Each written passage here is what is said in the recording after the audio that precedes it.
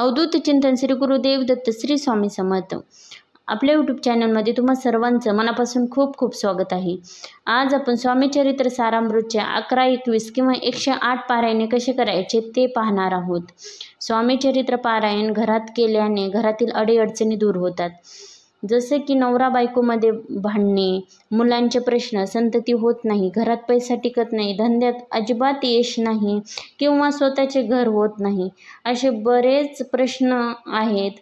बऱ्याच सांसारिक अडचणी आहेत, त्यातून आपण रोज जात असतो। त्या अडचणी, ते प्रश्न स्वामी चरित्र सारामृतचे पारायण केल्याने सुटतात।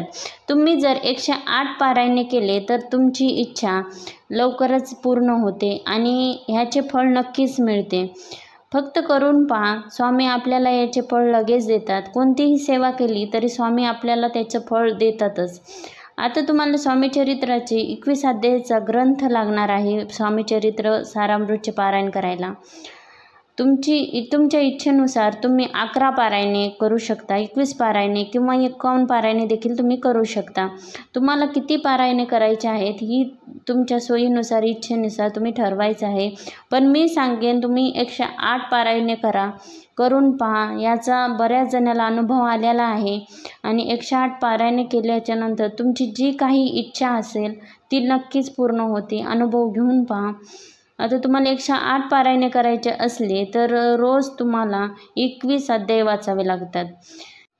रोज तुम्ही 3 अध्याय देखील वाचू शकतात किंवा 7 अध्याय देखील तुम्ही वाचू शकता। तुमच्या सोयीनुसार हे पारायण तुम्ही करू शकता।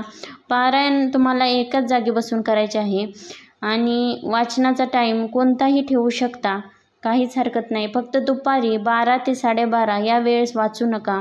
संकल्पयुक्त पारायण तुम्ही करू शकता।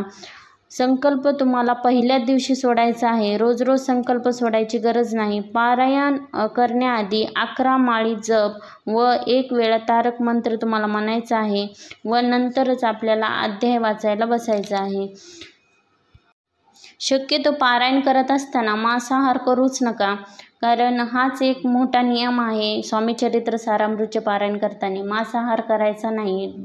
जो व्यक्ती हे पारायण करतो त्याने तरी मांसाहार करायचा नाही। घरातील दुसऱ्या व्यक्तींनी केला तरी चालेल, पण घरामध्ये शक्यतो मांसाहार करू नका। रोज खडीसाखरेचा का होईना नैवेद्य स्वामींना दाखवा।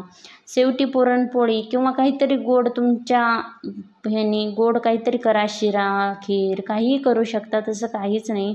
करून नैवेद्य दाखवा आणि केंद्रात जाऊन नारळ, खडीसाखर ठेवून यावे।